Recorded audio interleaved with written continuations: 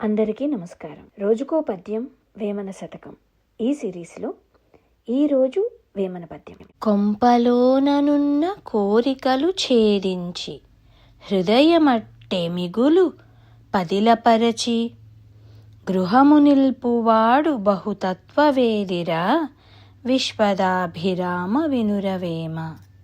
దీని అర్థం ఏంటంటే, మనిషి ముందుగా తన మనసును జాగ్రత్తగా పరిశీలించుకోవాలి. మనసులో దాగి ఉన్న కోరికలను గుర్తించి వాటిని క్రమంగా తగ్గించుకోవాలి, వీలైతే తొలగించుకోవాలి.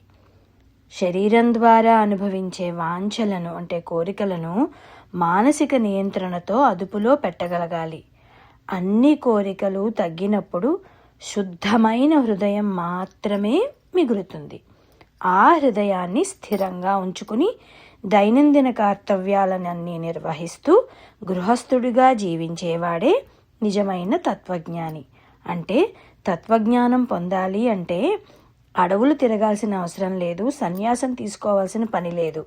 సంసారంలో ఉండగానే మనసుని నియంత్రించి కోరికలను జయించి జీవిస్తే అన్ని తత్వాలను గ్రహించగలుగుతాడు అని వేమన గారు మనందరికీ బోధిస్తున్నారు.